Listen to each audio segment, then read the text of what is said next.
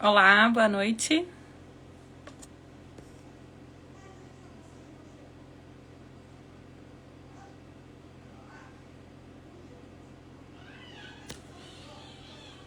Olá, boa noite. Bem-vindos.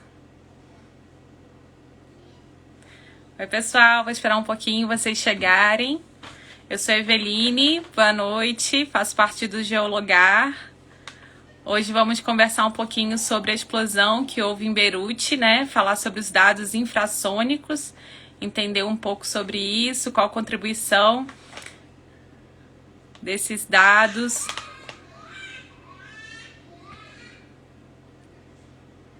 Olá, boa noite. Vamos chegando, pessoal. Já já convido o Brandon para entrar aqui.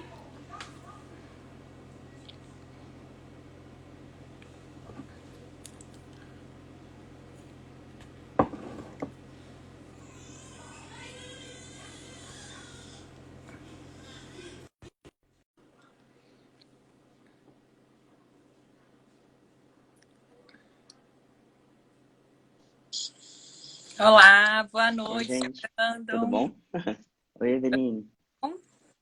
Eu tô esperando o pessoal chegar um pouquinho, tá? A gente vai Tudo começar nossas bem. apresentações aqui, para eles conhecerem um pouco da gente, Uhum. tá bom? Olha, eu sou Eveline, faço parte do Geologar, sou estudante de doutorado aqui da Geologia da UNB, do programa de Geologia, e a gente tem esse canal, né, de comunicação, de divulgação de ciência, das nossas pesquisas, e mais uma vez a gente teve a oportunidade, né, desse fato, infelizmente, que aconteceu em Beirute, e a nossa contribuição como cientistas, né, no estudo, né, desses dados infrassônicos, que a gente vai entender um pouco o que é, qual a participação do Brasil nisso, tá bom? E aí Uhum. tô convidando aqui o Brandon, ele também é estudante da área, né, ele é também aqui da pós-graduação, e ele vai se apresentar. É melhor, né, Brandon? Boa noite. Passo aí a palavra para você, se apresente, fale sobre um pouco da sua pesquisa, sua contribuição aí para a gente, que a gente vai falar mais um Uhum. pouquinho daqui a pouquinho. Tá bem. Oi, gente. Meu nome é Brandon Lee. Eu faço mestrado lá no IG, né, no programa de pós-graduação em Geociências. Meu orientador é o professor Lucas. E a gente, desde a graduação, está trabalhando com infrassom. O áudio tá bom? Tá assim, pessoal, o áudio tá Tá. bom? Lucas Barros, né? Isso, professor Lucas Barros, lá do Observatório Sismológico. E desde o início da minha graduação, assim, a gente teve uma bastante sintonia para trabalhar junto. E ele me apresentou o infrassom e a sismologia, né? E Uhum. desde então a gente começou a estudar e a entender mais essa ciência, né, que é nova no Brasil. A gente está estudando, tá estudando bastante agora, né? Aham. E, e ano passado a gente participou de vários cursos, treinamentos, para entender e aprender a analisar o sinal e entender o que ele tem a dizer, né? Tá, então eu vou explicar um pouquinho para eles o que é, né? Nós, né, fazemos parte de um tratado internacional que a gente chama de Tratado de Proibição Total de Testes Nucleares. Aqui no Brasil, a gente compõe o Observatório Sismológico, ele faz parte dessa organização mundial, internacional, e a gente conta aqui com algumas estações. Particularmente em Brasília, são duas estações, certo, Brandon? Uhum. E a gente, o que ela quer dizer? Assim, esses dados, eles são enviados para Viena, que é a sede, né, da ONU, e que faz monitoramento, né, desses dados. E a gente está desde 1900 e quando? 68? A estação BDFB antes fazia parte do projeto GTSN e depois ela fez parte, entrou para a rede MS. Mas Daqui, bora começar desde o início. se Ó, não é da existe 70, certo? isso. Exato. E a gente, então, o que basicamente a gente tinha era a obrigação, né, de fazer a manutenção desses dados e esse tratado de cooperação. A gente também envia pessoal, né? Eles também recebem lá para cursos, né? Para a gente trabalhar com eles em conjunto, né? Mas só que efetivamente a gente não usava os dados, né? Não analisava os dados. Desde o ano passado a gente tem trabalhado mais efetivamente com esses dados. O professor Lucas, né? E juntamente aí com o Brandon e uma equipe, né, de analistas que a gente usa, analisa mesmo os dados, usa para aqui também para a gente fazer pesquisa aqui no país. Mas eles são muito importantes, né? E essas estações são muito importantes. O centro, a gente ter esse tratado de cooperação é importantíssimo para o Brasil, né? A gente vai explicar um pouco melhor. Mas o que a gente vai falar aqui hoje é da importância da gente como pertencer a esse tratado de cooperação, a gente poder usar esses dados, que ele é uma rede, né, de estações espalhadas pelo Brasil, pelo mundo inteiro, né? E a gente conta com as nossas e vai falar exatamente sobre a explosão que aconteceu em Beirute, né, no Líbano, terça-feira, dia 4. Né, foi uma explosão enorme, né, com grandes proporções. Até o que a gente sabe, né, até hoje, é que mais ou menos quase 3.000 toneladas de nitrato de amônia, né, que foi responsável por essa explosão grandiosa, com um desastre assim, bem impactante, né? São 135 mortes até dados de hoje, né? 5.000 feridos, mais ou menos 100 desaparecidos, 300 mil desabrigados. O impacto dessa explosão que aconteceu no porto ali de Beirute, né? Ele chegou a um raio de 10 quilômetros, né? De destruição total de uma área e chegando a ser sentido até 200 quilômetros, né? Ou cidades vizinhas.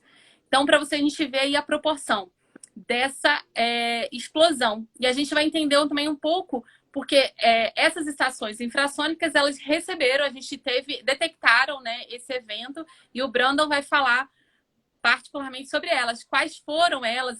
Aqui do Brasil, detectou? Como você teve acesso? Como você analisa dados? E, pessoal, quem quiser mandar perguntas também, pode mandar que a gente vai responder, ok? Pode falar. Eveline, desde o início, né? Existe um tratado que proíbe testes nucleares em qualquer ambiente, né? E existe uma organização que verifica o cumprimento desse tratado. Aí, essa organização tem o poder de uma rede de monitoramento do planeta. E essa explosão que ocorreu em Beirute se assemelha muito a uma explosão nuclear, por exemplo, porque é uma grande energia, é uma explosão, na verdade. Uma explosão química.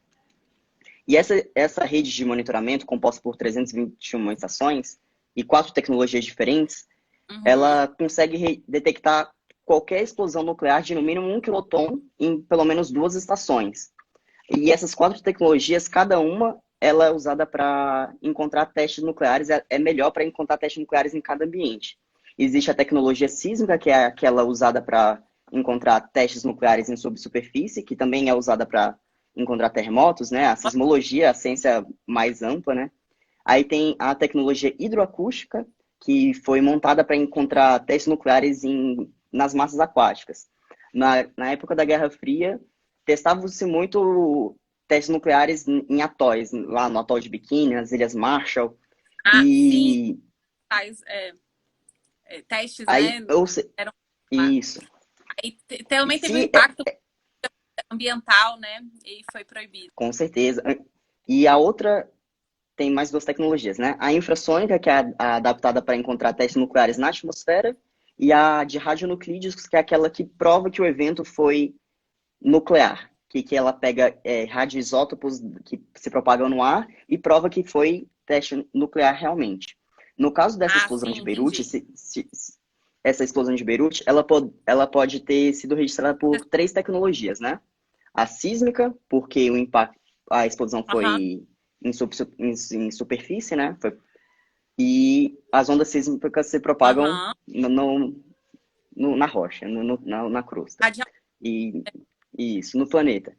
A hidroacústica, porque o evento foi próximo do porto, né? Só que como ali está o Mediterrâneo, né? Ali Chipre e depois até chegar lá, essa pode ter sido registrada por uma estação de hidroacústica, mas essa tecnologia eu não tenho tanto conhecimento assim.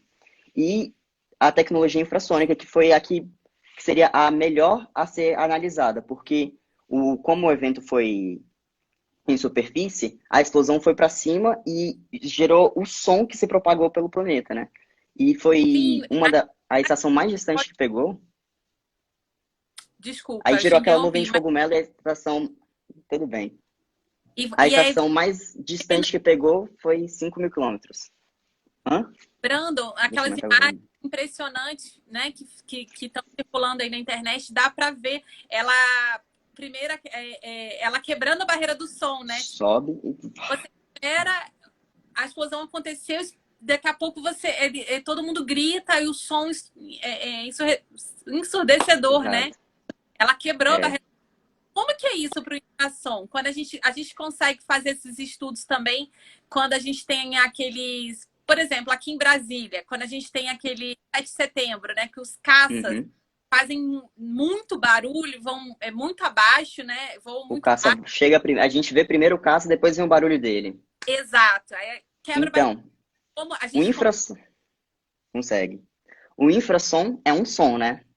Só que a frequência do infrassom é abaixo de 20 Hz. A gente não consegue escutar. E por ter essa frequência baixa, ela se propaga por longas distâncias. E por isso que ela é boa para procurar, é uma tecnologia boa. Assim, estudando o infrassom é uma tecnologia boa para estudar eventos que ocorrem distantes. É melhor do que o ultrassom, que seria o da grávida. Só que, assim, por se propagar por longas distâncias, também está sujeito a mais ruídos, assim, pode ter mais interações. E no caso dos aviões, é mais complicado aí a interação, né? Porque isso. por conta de Aí no ter, caso né? isso. Aí no caso dos aviões, somente aviões que conseguem ultrapassar a barreira do som geram infrassom. A gente tem o ruído dos aviões também que gera infrassom. Só que quando no caso a gente assim no TCC e em vários projetos que a gente divulgou em simpósio e congresso, eu sempre mostro um exemplo de um avião supersônico que ocorreu no desfile de 7 de setembro, né? Que tem a aeronáutica tem costume de sobrevoar, tem a esquadrilha da fumaça e eles de vez em quando passam os caças. E o sinal, ele é bem característico, porque a gente consegue identificar assim, que tem a velocidade do som, aí a velocidade ela aumenta e depois diminui. É o efeito Doppler, que o avião está chegando, é aquele do avião. E a gente consegue identificar isso no sinal infrassônico.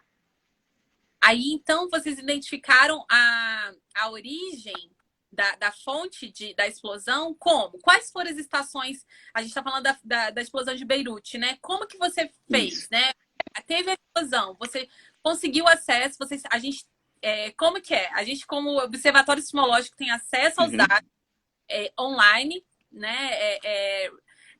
Real time, né? E aí você pode ter acesso, aí você abre lá as estações e procurou aonde? Como que você começou Isso. a procura assim, do evento?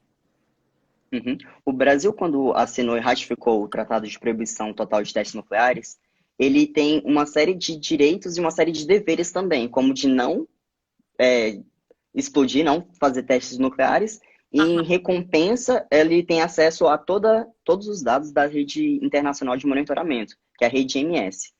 Quando aconteceu a explosão de Beirute, uma amiga minha que mora no Chipre mandou uma mensagem no grupo e avisou: olha, aconteceu uma explosão agora. Aí, Foi mais ou menos aí a gente ficou. dia nosso, né? Foi meio-dia nosso, isso. E lá era 18 horas e 15 UTC, horário mundial. Aí o que que aconteceu? Aí o que que eu fiz na hora? Eu mandei uma mensagem, né, no grupo do Observatório Sismológico e falei: vou analisar quando chegar o dado na estação. Porque a velocidade do som, ela tem 344 metros por segundo. Seria 1.224 quilômetros por hora. Aí, o que acontece? O som para chegar na estação demora um tempo. E a estação mais próxima estava a 2.400 quilômetros, que seria a estação da Tunísia. Então, eu tive que esperar 2 horas para até o som chegar na estação da Tunísia para eu poder analisar. Aí, nisso, a gente já foi no... Isso a gente não tinha a certeza do horário exato da detonação. Então, o que que a gente fez? A gente olhou na sísmica, porque tem uma velocidade maior. A velocidade da onda sísmica se propaga é mais rápido do que a do infrassom, para ter mais uma ideia de onde, que hora seria o evento.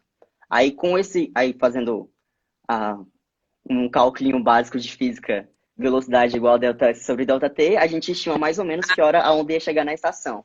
Aí eu fui vendo assim no mapa quais estações que tinham ali na Europa, no Oriente Médio, na África, para poder baixar o dado naquele período.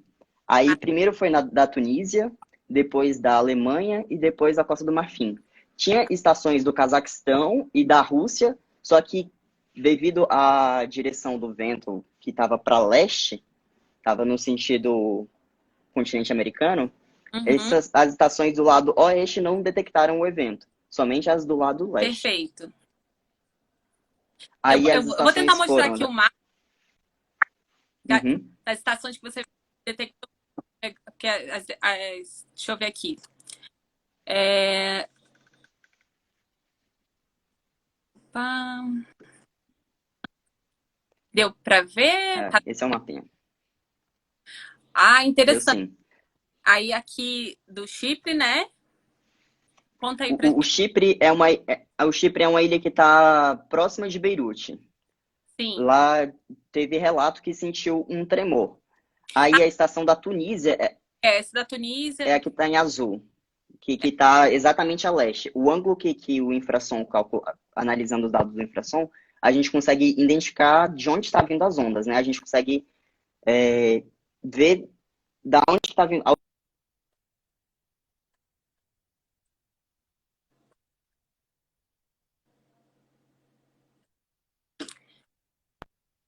Quando a gente calculou da estação da Tunísia, deu 88,6 graus, quase 90 graus, né? Retinho.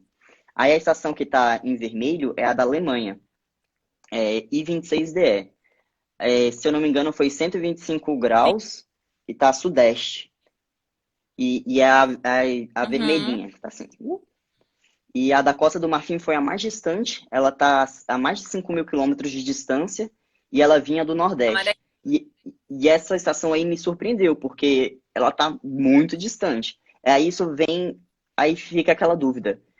Porque na hora que, no dia 4 quando aconteceu, a gente só tinha a ideia de que foi um armazém que pegou fogo e que explodiu. Não tinha ideia da potência de quanto que seria essa explosão, né? Aí eu fiquei surpreso, porque assim, aqui no Brasil a gente analisa os dados de infrassom, mas as fontes que tem no Brasil Hum. não chega na estação, porque aqui na América do Sul tem outra rede de estações, né? Tem no Brasil, tem no Paraguai, tem na Argentina, na Branco, Bolívia, no a, Equador.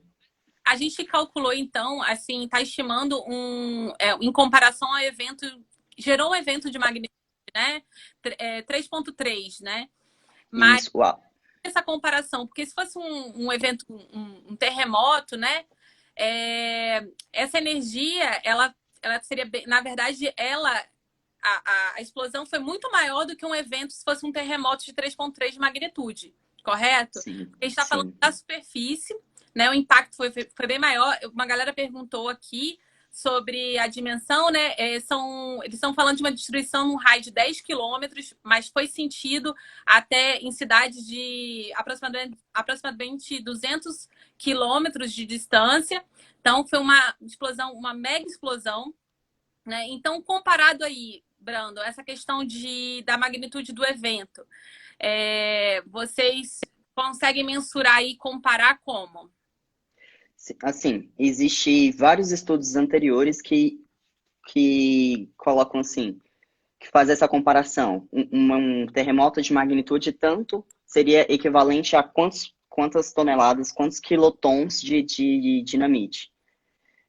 No caso de Hiroshima, foram 15, o evento foi de 15 quilotons e a magnitude foi de 4. Sim. Só que o Hiroshima também foi um evento de atmosférico, né? Foi próximo da superfície. E esse evento de Beirute, ele teve magnitude 3,3 calculado pela USGS e magnitude 4,5 pelo Observatório Sismológico da Jordânia e teve outro da Alemanha que foi de 3,5. Assim, esse evento teve na sismologia foi calculado de 3,3, mas foi um evento na superfície. E quando quando o armazém explodiu, parte da energia foi para cima e parte da energia foi para baixo. Essa energia que foi para baixo se transformou em ondas sísmicas, mas na totalidade da explosão, nem toda a energia foi convertida em onda sísmica. Sim. Então, a amplitude desse sinal foi assim, não foi mascarada, mas foi dissipada na forma de som, na forma de calor, em outras formas, e na sismologia foi calculada de 3,3. Até porque ele não teve nenhuma barreira também, né? Quando a gente está falando de um terremoto, a gente vai tendo uma atenuação aí da energia liberada, né? E como é na superfície, então o impacto é muito maior, certo? Porque ela acontece Uhum, na superfície e tudo que tem ao redor ela carrega. uhum. E Esse evento, ele pode servir assim para ele, ele ele serve assim para a gente ver no caso da tecnologia infrassônica. A gente, porque assim, eu não tenho tanta experiência na análise, né? Eu tô, tipo, aluno de mestrado. E eu não analisei todas as explosões que aconteceu no mundo, e graças a Deus não tá tendo explosões gigantes no planeta para a gente analisar. Mas, assim, isso foi uma experiência muito boa na hora de eu calibrar meus olhos, na hora de entender como que é o sinal de uma explosão tão grande assim. Porque no observatório sismológico, a gente analisa, assim, dado de chuva, tempestade severa, dado de terremoto, dado de explosão de mineradora, que seriam famílias pequenininhas. Quando naquela figura que você passou anterior, a duração dessa família dá tipo na escala de 30 minutos. É uma duração grande assim, em relação à detonação de mineradora, que geralmente tem magnitude 1, 2, até no máximo 3, assim, que já é grande. sim, e para o que a gente pode fazer assim? O que a gente pode utilizar então com os dados infrassom? Além do seu principal uso, que é do teste nuclear, né? Qual contribuição assim você pode falar que esses dados são importantes para a gente, para nossa Uhum. análise, nossa pesquisa, né? O infrassom é uma tecnologia de monitoramento de eventos atmosféricos, né? E a atmosfera é um ambiente muito dinâmico, ela se modifica muito. Hora tá quente, hora tá primavera, verão, outono, inverno, é dia, noite, sofre várias alterações no dia, tem várias alterações temporais. E quando a gente analisa esse dado, quando a gente entende o que que a estação tá registrando, o que ela está pegando, quando ocorre um evento anômalo, quando entra um meteorito na Terra, a gente consegue identificar, olha, esse é um evento diferente, então eu tenho que pesquisar mais para saber o que que ele aconteceu. E Uhum, existe estudos assim de localização de eventos atmosféricos que a gente chama de ground truth, que uhum. seria eventos com certeza muito grande. Quando a gente localiza eventos com uma certeza muito grande, a gente tem como, assim, se algum país Burlar, testa uma bomba nuclear, isso, testa um teste nuclear, a tecnologia infrassônica, ou a sísmica, ou a de hidroacústica, ou a radionuclídea, que vai encontrar esse evento. E quanto mais certo, quanto mais preciso for essa localização, melhor vai ser na hora de, assim, infelizmente o tratado não entrou em vigor ainda, mas quando ele entrar, quando todos os países assinarem e ratificarem ele, uhum. qualquer país pode solicitar uma inspeção in situ, uma inspeção no local para ver assim, o país detonou um teste nuclear e eu não tenho certeza, na sismologia tem uma evidência, no infração tem uma evidência, no radionuclídeo tem uma evidência, então o país pode solicitar uma inspeção naquele local, aí vai uma série de inspetores, Uhum. geofísicos, geólogos, químicos, para encontrar aonde que foi essa explosão, se foi debaixo da terra ou em subsuperfície. Perfeito, Ou na perfeito. superfície. Aí as pessoas vão lá e vão medir, e quanto menor essa área, quanto menor esse erro, vai ser mais fácil de identificar e fazer o relatório e mandar um reporte ou punir esse país, porque tá. E É, quando a gente vê esse vídeo da explosão de Beirute, eu fico pensando assim, porque assim, a gente que nasceu na década de 90, 80, até 2000, tem pessoas muito novas, não tem a noção da proporção que é um teste nuclear. E vendo essa explosão de Beirute, eu fico assim, caramba, velho, se isso é uma explosão e não chega nem quase nem 2 quilotons, é eu isso. fico pensando, caramba, como que é um teste nuclear? É, É, tipo, muito devastador. E sem falar das consequências químicas depois da radioatividade atingindo até a pele, ou um rio, ou um rebanho, que vai trazer consequências para mais tempo, né? Por aham. mais tempo. Mas são muito maiores, né? Mas teve um ensaio nuclear, lembra que acho que foi agora em 2015? Teve. É, Teve, ó, é, a Coreia do Norte fez 16 testes. O último foi em 2017. 2017, verdade. Isso. E como que foi? Vocês detectaram? Sim, Achou, sim. né, a Ó, rede? esse, esse evento de 2017, ele foi antes do Trump visitar a Coreia do Norte, que teve, nesse mesmo ano, o Trump visitou a Coreia do Norte e fez um acordo lá com o Kim Jong-un. E o curioso é que, estudando os testes nucleares que a Coreia do Norte fez, todos eles são no mesmo campo, na mesma área, no mesmo campo de teste deles. E todas elas foram em subsuperfície. Uhum. Porque antes do tratado existir o Tratado de Proibição Completa de Testes Nucleares, existiu um tratado de banimento parcial de testes nucleares, que proibia testes nucleares na atmosfera e em ambientes aquáticos, mas permitia o teste nuclear em subsuperfície. Isso foi bom porque parou de ter testes nucleares tipo, parou não, né? Mas reduziu drasticamente a quantidade de testes nucleares na atmosfera e em ambientes aquáticos, mas isso aumentou exponencialmente a quantidade de testes nucleares debaixo da Terra. Aí, quando vê o gráfico, depois eu posso compartilhar, que aumenta, sim, a quantidade de testes nucleares em subsuperfície e, e vai continuando, né? E nesse da Coreia do Norte, ele foi... Porque, assim, esse primeiro tratado de proibição parcial foi assinado em 96. Aham. 60, na década de 60.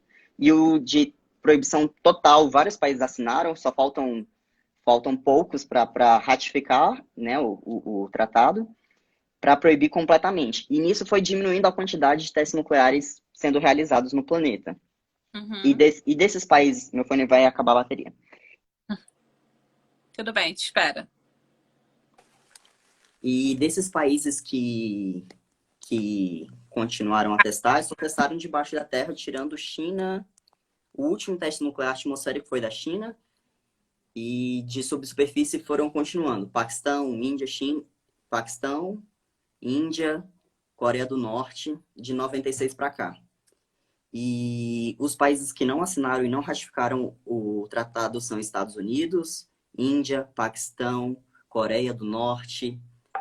Tem esses que têm potência nuclear, né? Aí tem outros Sim. assim que não tem potência nuclear, mas também ainda não ratificaram e não estão perdendo tempo, né? Porque tem que ratificar esse tratado, porque eu não quero testes nucleares, não. Ninguém quer. Brando, Ah, você saberia dizer pra gente qual seria a punição ao descumprir esse tratado? O país cumprir uma ratificado, né? Porque ele ainda não está em vigor, certo?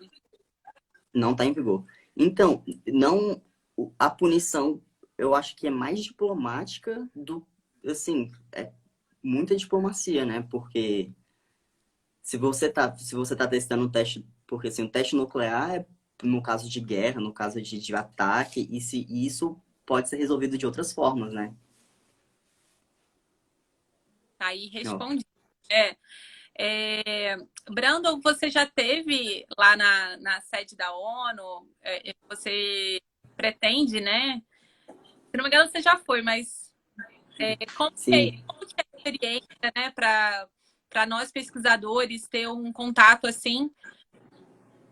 Conta um pouquinho para Sim. gente. Então, eu tive a oportunidade de ir em Viena no ano passado, né, apresentar um trabalho sobre Brumadinho e Mariana, sobre o rompimento das barragens. Assim, eu tive contato com pessoas, assim, que escreveram um livro que eu uso como referência, sabe? E é muito mágico, assim, porque quando, quando eu vejo um livro assim, eu fico, nossa, essa pessoa, ela é muito cabulosa. E quando eu vi o Le Pichon, que é um autor, a Elizabeth Blanc, ou quando eu tive aula com o Pierrick, o Mihaly Pierrick, que é a estrelinha do infrassom, eu fico, nossa, caramba, você é minha inspiração, deixa eu aprender mais um pouco contigo. E eles vão dando muitos conselhos assim pra gente na hora de estudar, do que correr atrás, quais são os próximos passos que eu tenho que fazer para seguir na carreira, né? E também coloca o Brasil também, né? Exato, exato. O Evidente. o professor Lucas também, ele é uma pessoa assim que tem muito contato, ele conhece muita gente, e muita gente importante. E ele me orientando, ele me apresentou pessoas que eu fico, nossa, professor, esse daí que é quem escreveu aquele livro. As E, sugestões. e- exato, o professor Lucas é uma pessoa muito sábia, assim. Não, isso é legal. O observatório, né, sismológico, fazendo parte há tanto tempo, né? Isso é muito, muito legal, isso é muito importante para a gente. E eu te parabenizo o professor Lucas também, por para a gente poder usar agora também os dados, né? Para a gente fazer Uhum. pesquisa com eles, né? Não E, só contribuir monitorando, permitindo dando e apoio necessário né, para o envio dos dados, para a manutenção da rede, né, das isso, estações do nosso país, mas também contribuindo aprendendo com eles e também podendo fazer. exato. É isso que eu acho que é o mais bacana. E quais são os próximos passos para a gente aqui no país e na nossa rede com o observatório? Você sabe me dizer que a gente vai virar como que é? Um instituto, né? Um braço, né? Uma vez tem um funcionário do Observatório Sismológico, que é o Juraci, que ele trabalhou na ONU e Sim. também é uma das minhas grandes inspirações. Ele me disse bem assim: Brandon, se alguém está te ensinando hoje, é porque se alguém te ensinou, é porque você tem que ensinar para alguém. E isso me marcou muito, porque ele me ensina, o professor Lucas me ensina, e eu comecei a ensinar também as pessoas. E lá no Observatório agora tem dois bolsistas que são analistas de infração, que é o Arthur e a Letícia. E assim, eu ensinei assim, o que eu sei para eles, eles estão continuando, né, analisando. E é legal isso. E é uma troca também, porque eu ensino a eles o que eu aprendi de análise de dados e tudo mais, e eles vão pesquisando, vão procurando coisas assim que eu não sei lá porque eu não pesquisei, e vão me ensinando também coisas assim. Eu falei, nossa, é verdade, isso acontece mesmo. É uma troca muito importante, né? É um centro de referência que troca muita informação. A gente tem grandes nomes aí da sismologia, né? No Observatório Sismológico da Universidade de Brasília e hoje podendo também contar com essa ciência também, né? Os dados infrassônicos. Mas a Uhum. gente vai criar um centro de referência, certo? É que eu me esqueci como que vai ser a nomenclatura, né? Mas a gente está fazendo, se enquadrando nas normas para virar um centro de referência. Como que seria mesmo o nome? Seria um NDC? NDC, exatamente. Explica para Então, gente. Então, um NDC NDC é National Data Center, seria um Centro Nacional de Dados, né? E para eles, o Brasil tem três instituições que atuam como NDCs, que seriam as instituições que operam as estações ou tem algum laço com eles, que seriam o Observatório Sismológico, o IRD e tem a Marinha também. Uhum. A Marinha, porque eles trabalham com radiação, por conta dos submarinos e tudo mais. Tem o IRD, que é quem opera a estação de radionuclídeo e o laboratório de gases nobres. E tem o observatório sismológico que mantém... Minha mãe entrou. Que mantém o observatório sismológico que mantém a estação de infrassom, de radionuclídeos. E também tem o professor Jean Willy, que opera a estação, que mantém a estação de Pitinga, lá no norte do país. Sim. O Centro Nacional de Dados tem uma série de deveres e uma série de direitos e deveres, né? Uhum. Uma deles é, tipo, ele recebe os dados e transmite os dados para lá, para Viena. Outro dele é divulgação, ser como divulgar tanto conhecimento técnico quanto informações técnicas das estações, da análise dos dados e tudo mais. E também é o NDC. O NDC ajuda o CTBTO, que seria a organização que verifica o tratado, a confirmar ou não se foi um teste nuclear. Perfeito. Brandon, você chegou a citar aqui que apresentou um trabalho em Viena sobre o rompimento das barragens de Mariana e Brumadinho, associado aí aos alvos infrassônicos? Isso. No início era só Mariana, aí infelizmente o Brumadinho rompeu e foi muito mais catastrófico que Mariana, assim, no quesito de ter mais relatos e tudo mais. E aí no final eu misturei, porque no Abstract eu enviei só Mariana e lá apresentei Mariana e Brumadinho. Sim. E a gente pesquisou os dados, os dados de infração gerados por o rompimento de barragem, porque a avalanche também é uma fonte de infração. Uhum. Landslide, né? O decorrer da lama. Mas, infelizmente, a estação de Brasília, devido à distância e também porque Brumadinho, quando se rompeu atrás tinha uma montanha e rompeu na direção oposta da estação e a variação de pressão, o desnível, o pistão que rolou não conseguiu gerar sinal suficiente para chegar na estação de Brasília, porque as altas frequências se perdem com a distância e todo o ruído que tinha em volta, todas as cidades, todas as montanhas, impediu do sinal chegar.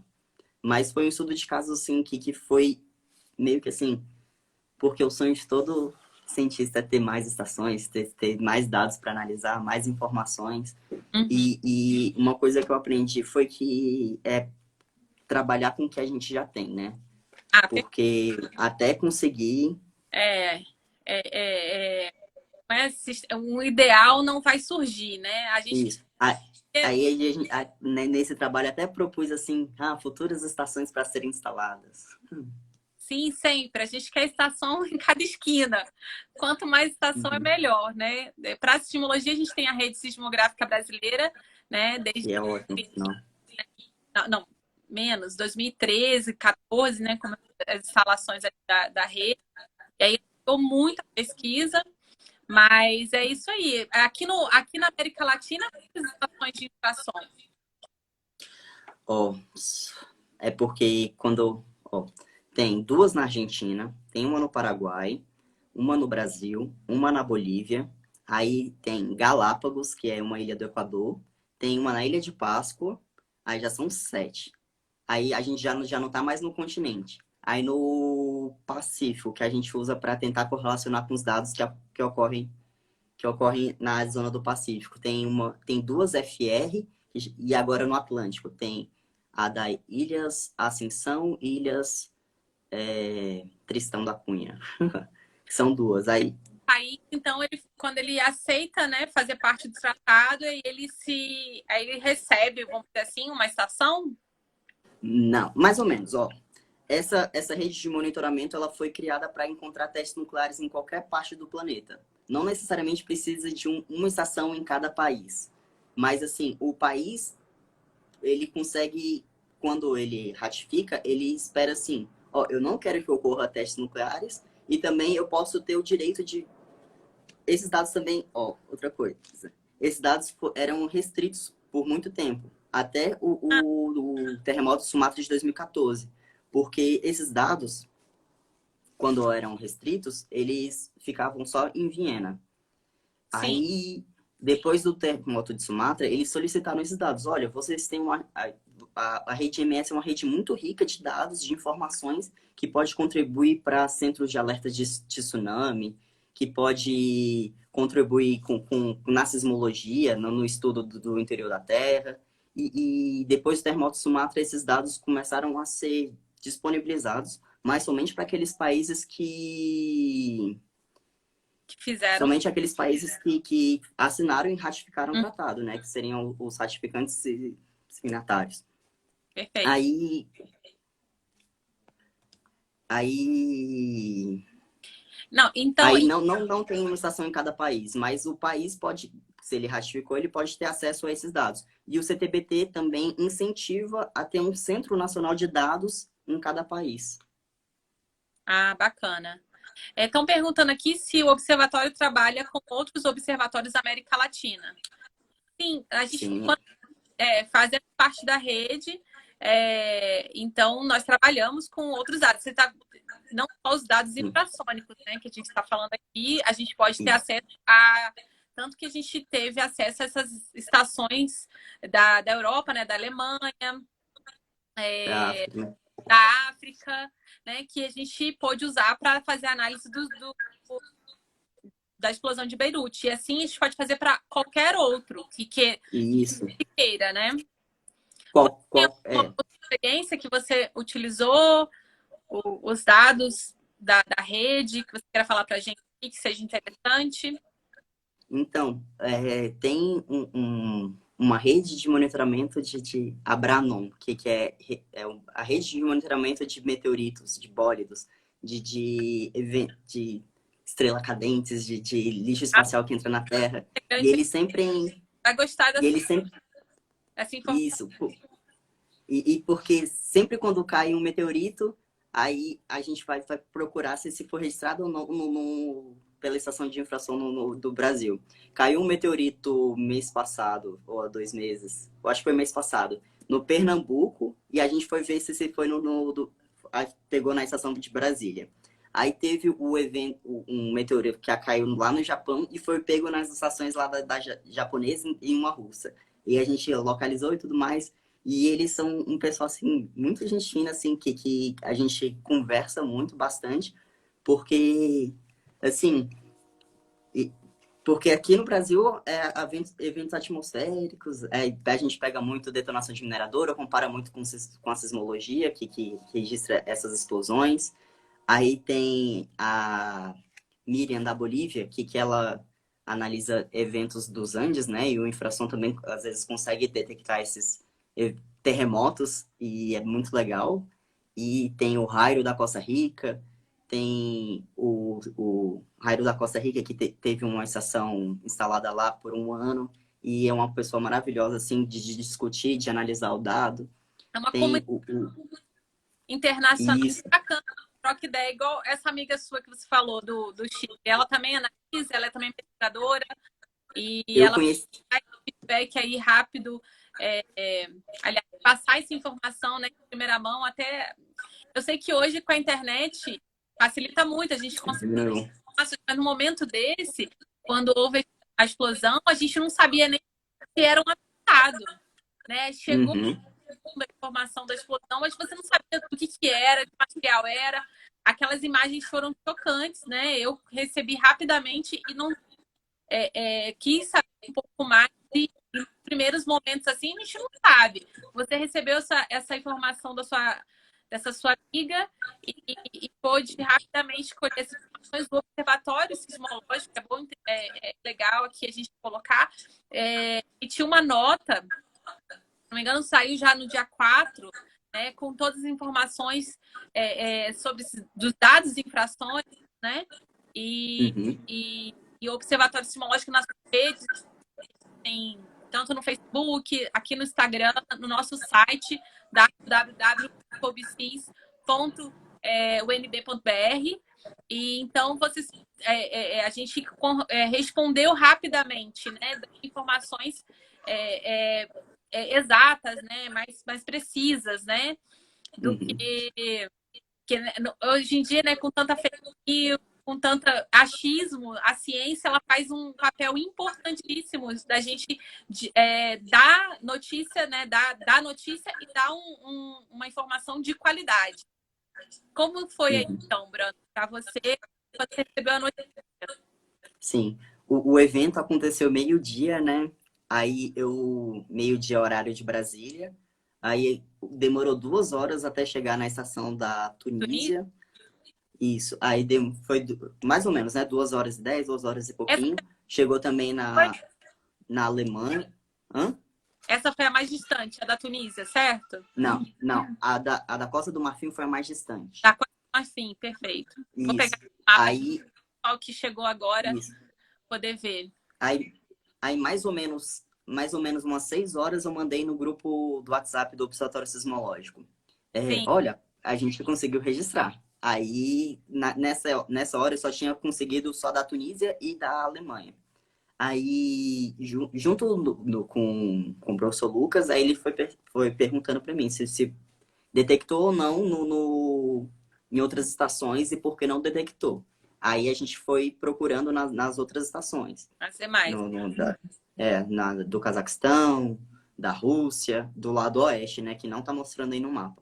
E depois o meu amigo Jairo, ele falou assim, olha, eu acho que pegou na estação I-17CI, da Costa Rica. Da Costa Rica não, da Costa do Marfim. E o Jairo é da Costa Rica. Aí a gente analisou e eu discuti com ele assim, parece que é assim, o azimuth tá dando certinho e o horário também tá batendo. E quando a gente viu, e quando plotou no mapa e viu que era realmente isso. Uhum. Aí, aí eu já conversando com o professor Lucas, e ficou à noite, ficou até assim, umas meia-noite escrevendo e discutindo. Aí na manhã a gente já tava com um relatório já feito e já mandou pro pessoal. Aí nisso a gente recebeu solicitação de colocar ele em inglês, aí teve que traduzir também. A As gente também postou em inglês. antes, né? É, é, é importante para a comunidade no geral, né? Eu vejo Sim, da gente também, eles buscam também muito a gente de outros países como referência, né, científica, né? Então precisamos também nos comunicar com o pessoal, né, em outras línguas, principalmente inglês, né, para a gente conseguir atingir, né, que eles entendam, né? que eles entendam, né? É importante também. Pode. Uma coisa que o professor Lucas sempre fala bem assim, que ele fala que uma imagem é para ser lida, um texto é para ser entendido, né? A gente escreve para as pessoas entenderem, não é para a gente entender, porque quando a gente escreve, coloca uns termos assim, na nossa cabeça faz todo sentido, mas para uma pessoa leiga ou uma pessoa que não tem tanto domínio, não consegue entender. É, Aí o professor Lucas sempre fala assim, para a gente escrever de uma forma clara, né? o Geologar, a gente está assim, se desdobrando assim de uma forma positiva, né? Que eu quero dizer, em comunicar ciência de uma forma clara, interativa, atrativa. Então, por isso que a gente quer sempre falar com o público da maneira mais tranquila e que atinja mesmo, que as pessoas possam beber dessa Entender, fonte né? científica e a gente ser atraído, né? Ser atrativo, falar sobre Uhum. ciência, né? E as potencialidades, o que a gente pode dar, o que a gente pode fazer e também dar valor à ciência, principalmente Sim. dar valor. Porque olha o trabalho, né, de um pesquisador. Assim que recebeu a notícia, foi buscar informação, não poupou esforços em dar melhor conteúdo, emitir uma nota de qualidade, responder ao público não só brasileiro como internacional, né, de outros países. Isso é muito bacana. Eu já te parabenizo aqui de antemão, já te parabenizei várias vezes também no nosso grupo, né, que a gente troca informações. E eu te agradeço pelo você ter aceitado o convite, por você fazer pesquisa nessa área, que eu acho muito interessante. E é isso. Obrigada por continuar, por trazer essa informação para a gente mais detalhada. né, que a gente pôde entender, compreender um pouco mais sobre o infrasom. Mais alguma Tudo certo. pergunta, pessoal? Eu acho que foi isso. Brandon, muito obrigada, tá bom? Eu vou deixar aqui também o link do observatório para também poder. Se não me engano, tem aqui no nosso Instagram e do Geologar. Eu faço parte também, tenho meu perfil do Seismology Soul, que vocês podem também ter algumas informações sobre sismologia, das minhas pesquisas, enfim. E aí eu agradeço a todos que estiveram aqui com a gente durante esses quase uma hora aqui. E qualquer pergunta, vocês podem enviar para a gente, para as nossas perfis, que a gente vai ter o maior prazer em responder. Tá certo? Boa noite, pessoal. Boa noite, gente. Tchau, tchau. Fiquem bem. Fiquem bem.